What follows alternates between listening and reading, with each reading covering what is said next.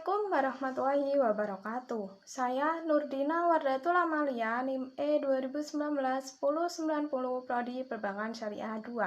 Sini saya akan mereview kelima video dari teman-teman saya untuk memenuhi ujian akhir semester dari Bapak Abdul Wadud Nafis.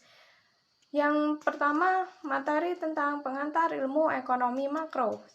Video dari Astuti Eka. Ekonomi makro Islam itu sendiri adalah ilmu yang mempelajari tentang ekonomi secara keseluruhan. Adapun 4 ekonomi makro umum. 1. Pendapatan nasional, yaitu pendapatan keseluruhan yang diperoleh dari suatu negara. 2. Kesempatan kerja.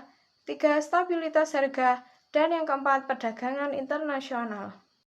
Dan yang kedua, materi dari Firda Infitahul, yaitu tentang kebijakan moneter dalam perspektif ekonomi Islam. Pengertian kebijakan moneter itu adalah seperangkat kebijakan ekonomi yang dibuat untuk mengatur ukuran serta tingkat pertumbuhan pasokan uang di dalam perekonomian negara. Adapun jenis-jenis kebijakan moneter. Yang pertama, kebijakan ekspansif, yaitu kebijakan yang diambil untuk meningkatkan jumlah uang yang beredar. 2. Kebijakan kontraktif, yaitu kebijakan untuk mengurangi jumlah uang yang beredar. Adapun tujuan kebijakan moneter. 1. Menjaga kestabilan harga. 2. Menjaga kestabilan ekonomi. Dan yang ketiga, meningkatkan kesempatan kerja. Dan 4. Memperbaiki neraca kerja masyarakat. Adapun instrumen kebijakan moneter. Yang pertama yaitu kebijakan operasi pasar terbuka. 2. Kebijakan diskonto. 3. Kebijakan cadangan kas. Dan yang keempat, kebijakan kredit ketat. 5. Kebijakan dorongan moral. 6. Penyesuaian tingkat suku bunga. Ada juga mazhab tentang instrumen kebijakan moneter dalam ekonomi Islam. Yang pertama yaitu mazhab istishaduna, adalah mazhab yang dikembangkan oleh Muhammad Baqir As-Sordan. Pada mazhab ini tidak ada kebijakan moneter karena sistem perbankan itu tidak ada dan penggunaan uang minim. Yang kedua, mazhab mainstream, mazhab yang dikembangkan oleh ekonom-ekonom lain seperti Umar Kapra, Abdul Manan, dan lainnya. Mazhab ini memaksimalisasi alokasi sumber daya untuk kegiatan ekonomi produktif. Dan yang terakhir itu tentang instrumen kebijakan moneter dalam ekonomi Islam. 1. Ada nisbahul ihtiyati.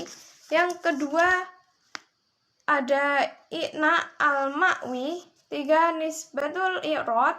Yang keempat i'adatus sanadah.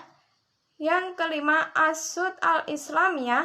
Yang keenam al-istimar al-hukumi. Dan yang terakhir yaitu adatut tasdik. Dan untuk materi yang ketiga yaitu dari Indana Zulfa tentang kebijakan fiskal dalam perspektif ekonomi Islam. Kebijakan fiskal itu adalah kebijakan pemerintah atas penerimaan dan pengeluaran keuangan negara. Ada 2 instrumen kebijakan fiskal. Yang pertama, kebijakan pendapatan, yaitu terdapat beberapa kebijakan yang diterapkan oleh pemerintah dalam mendapatkan dana-dana sebagai dana negara.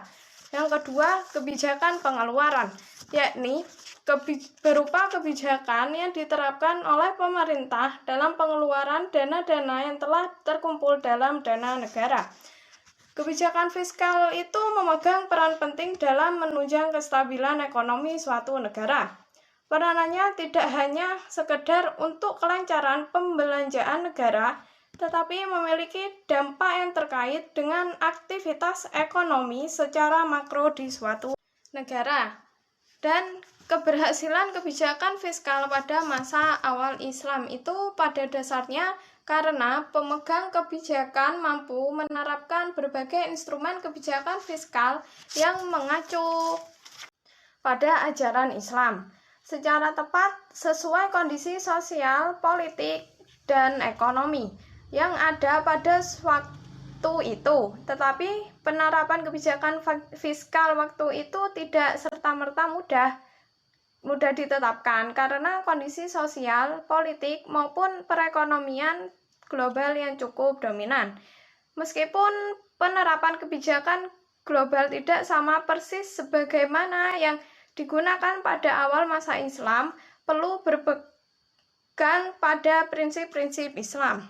Dan untuk materi yang keempat yaitu dari Ana Kurniawati yang berjudul Peran dan Fungsi Bank Sentral.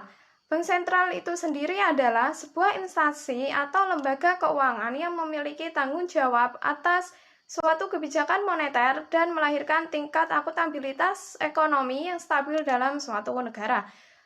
Adapun tujuan bank sentral yaitu untuk mencapai dan memelihara kestabilan nilai mata uang.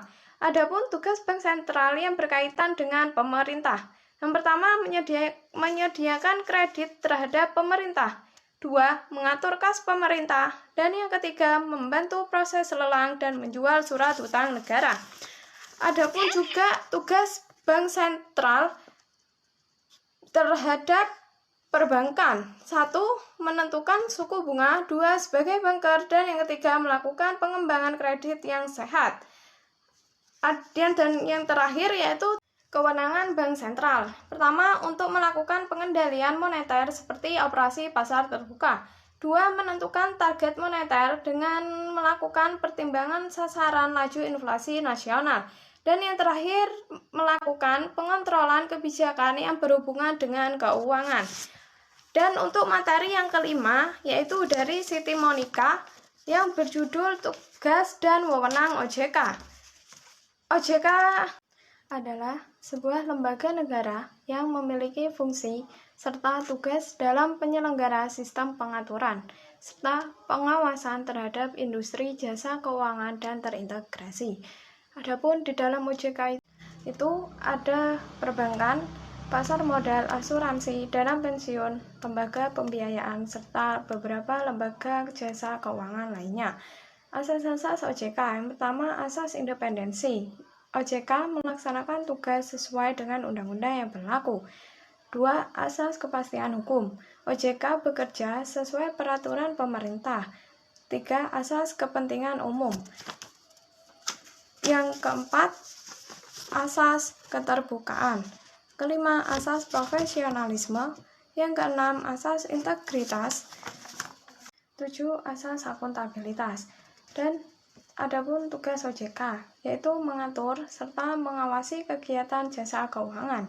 2. Mengatur serta mengawasi kegiatan jasa keuangan di sektor pasar modal, asuransi, dana pensiun, dan lembaga keuangan lainnya. Adapun wewenang OJK, yaitu menetapkan peraturan perundang-undangan di industri jasa keuangan, membuat serta menetapkan peraturan tentang pengawasan di industri jasa keuangan. Dan yang terakhir yaitu membuat serta menetapkan kebijakan tentang pelaksanaan tugas OJK. Sekian dari saya, kurang lebihnya mohon maaf. Wassalamualaikum warahmatullahi wabarakatuh.